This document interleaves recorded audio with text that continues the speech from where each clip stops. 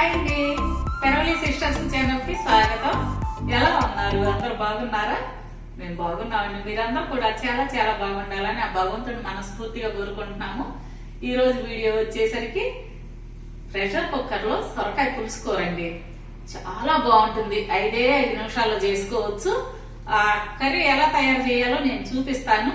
అయితే ఒక్క విషయం అండి, సొరకాయ వచ్చేసరికి అరుగుదలకి చాలా మంచిదండి. ఈజీగా డైజెషన్ అవుతుంది.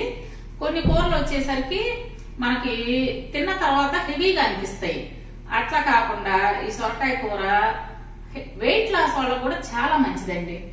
ఎన్ని రకాలుగా వండుకోవచ్చు. పాలు పోసి వండుకోవచ్చు, ఇగురు కూర, మసాలా కూర, ఇట్లా చాలా రకాలుగా వండుకోవచ్చు. ఈ రోజు నేను పులుసు కూర చేసి చూపిస్తాను.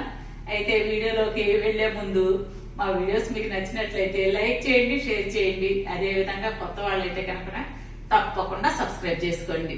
సరేనా? ఇప్పుడు ఎలా తయారు చేస్తానో చూసేయండి. కర్రీకి ముందుగా కావాల్సింది సొరకాయ అండి.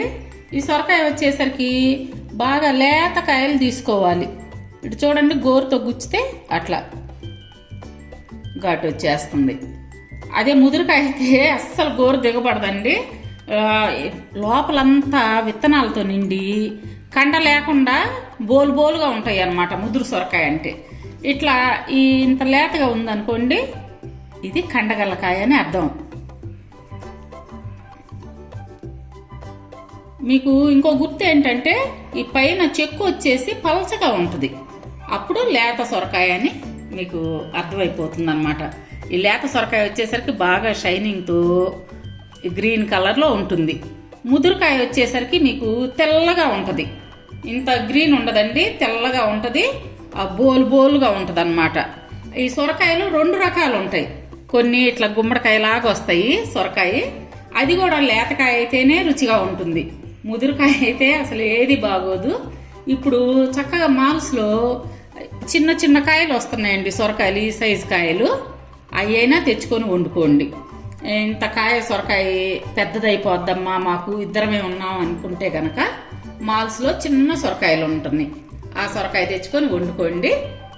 ఇప్పుడు ఈ సొరకాయని మనం చెక్కు తీసి శుభ్రంగా కడిగి ముక్కలుగా కట్ చేసుకుందాం. ఇదిగోండి, చెక్కు చూడండి ఎంత పలచగా ఉందో. ఇది లేతకాయ అన్నమాట. ఈ విధంగా మొత్తం చెక్కు తీసేసుకోండి. దీంట్లో విత్తనాలు కూడా లేతగా ఉంటాయి.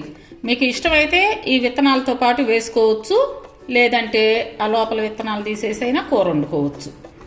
కానీ లేతగా ఉంది కాబట్టి విత్తనాలు వేసినా ఏం కాదు, చాలా రుచిగా ఉంటాయి ఈ కూర. ఆ విత్తనాలతో పాటు వండుకుంటే బాగుంటుందన్నమాట. మీరు ఎక్కువ విత్తనాలు వద్దనుకుంటే కొంచెం తీసేసి కొన్ని ఉంచుకొని వండుకోవచ్చు. నేను ముక్కలు కట్ చేశాక చూపిస్తాను, చూద్దురు. ఇదిగోండి, ఈ కాయ వచ్చేసరికి బాగా లేతగా ఉంది. విత్తనాలు కూడా చూడండి ఎంత లేతగా ఉన్నాయో. నేను ఈ విత్తనాలతో పాటు కట్ చేసుకుంటున్నాను.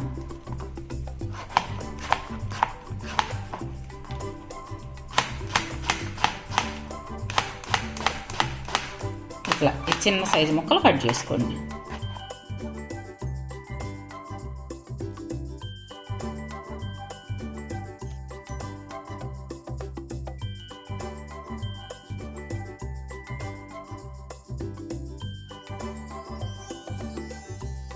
స్టవ్ వెలిగించి కుక్కర్ పెట్టుకోండి.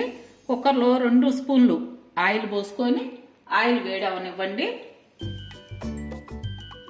ఆయిల్ కాగింది. 1 స్పూను తాలింపు గింజలు వేసుకోవాలి. అదేవిధంగా 1 ఎండుమిర్చి కొంచెం వేసుకోండి. అలాగే సన్నగా తరిగిన ఉల్లిపాయ ముక్కలు. ఈ సైజు ఉల్లిపాయ తీసుకున్నానండి. ఏ పులుసు కూరలైనా ఉల్లిపాయ ఎక్కువ ఉంటేనే బాగుంటాయి. అట్లాగే 6 పచ్చిమిర్చి సన్నగా ముక్కలు కట్ చేసి వేసుకున్నాను. అవి కూడా వేసేయండి.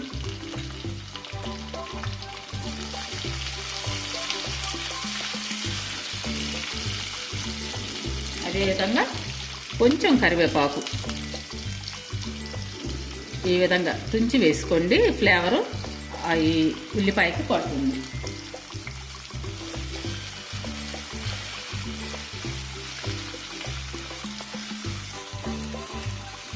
కూరలకు వచ్చేసరికండి ఉల్లిపాయ పచ్చిమిర్చి కొంచెం ఎక్కువ పడితేనే బాగుంటుందన్నమాట ఆ కూర. ఇప్పుడు 2 టమాటాలు సన్నగా ముక్కలు కట్ చేసుకొని వేసుకోండి. 1/2 స్పూను పసుపు,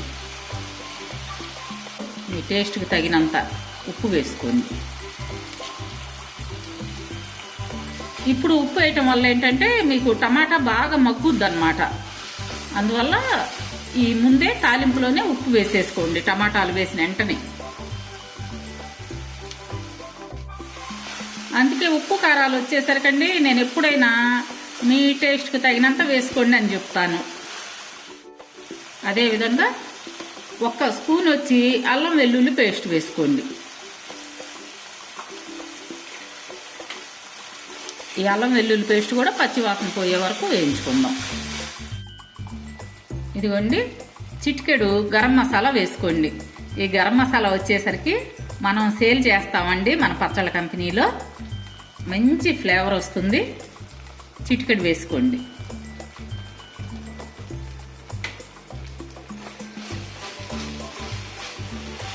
ఇప్పుడు ఇవి ఈ విధంగా మగ్గిన తర్వాత మనం కారం వేసుకోవాలి.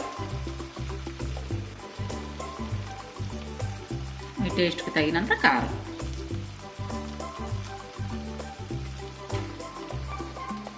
ఇప్పుడు ఈ సొరకాయ ముక్కలు వేసి బాగా కలదిప్పుకుందాం. ఇప్పుడేనండి మా వదిన కబురు చేసింది, సొరకాయ కూర వండుతున్నావు అని తెలిసి, నాకు కూడా కావాలి బుజ్జమ్మాయి, సొరకాయ పులుసు నాకు కూడా పంపించు అని చెప్తుంది. తనకి ఇష్టం అండి నేను చేసే సొరకాయ పులుసు అంటే.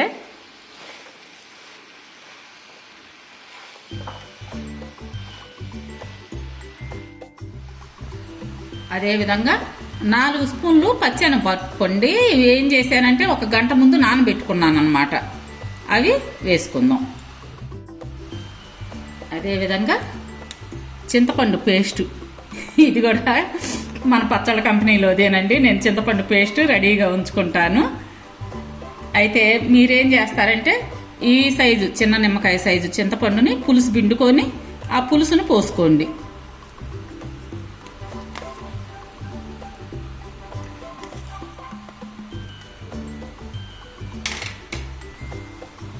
ఇప్పుడు అంతా కలిసే విధంగా కలుపుకుందాము.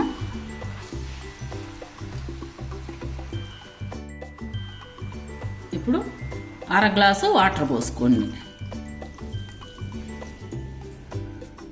అంటే మీకు పులుసు కొంచెం పలచగా కావాలి అనుకుంటే 1 గ్లాసు వాటర్ పోసుకోండి.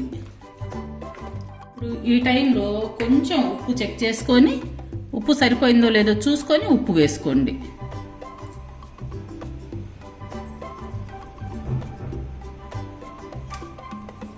ఇంకొంచెం పడుతుంది. ఈ పులుసు కూరలకు ఏంటంటే ఉప్పు అనేది తర్వాత దింపిన తర్వాత అయినా వేసుకోవచ్చమ్మా. హడావుడి పడి ఎక్కువ వేసేసుకొని తర్వాత ఇబ్బంది పడద్దు. తక్కువ వేసుకొని కావాలంటే తర్వాత అయినా వేసుకోండి ఉప్పు.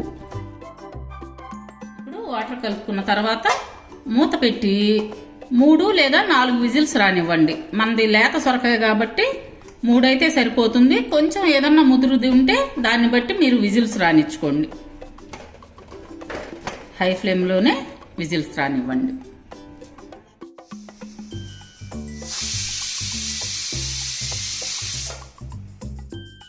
ఇప్పుడు విజిల్ అయిపోయిందండి.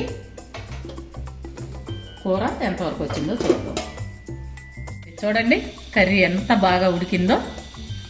లేత సొరకాయ అయితే ఇంత బాగుంటుంది. 3 విజిల్స్కే చూడండి. ఇప్పుడు ఫైనల్లో ఇందులో ఇదిగోండి ఇంత బెల్లం పట్టుద్ది. అంటే తీపి ఎక్కువ తినేవాళ్ళు అయితే ఇంత వేసుకోండి. తీపి తక్కువ తింటాము అనుకున్న వాళ్ళు అయితే హాఫ్ అన్నమాట. నేను ఇంత ముక్క తీసుకున్నాను బెల్లం. మా మనవడు వాళ్ళైతే ఒట్టి కూరే తింటారండి. ఈ బెల్లం కొంచెం ఎక్కువ వేస్తే కనుక ఒట్టిదే తింటారు పిల్లలు. ఇప్పుడు 1-2 నిమిషాలు ఈ విధంగా బెల్లం కరిగిన తర్వాత మనం సర్వింగ్ బౌల్లోకి మార్చుకుందాం.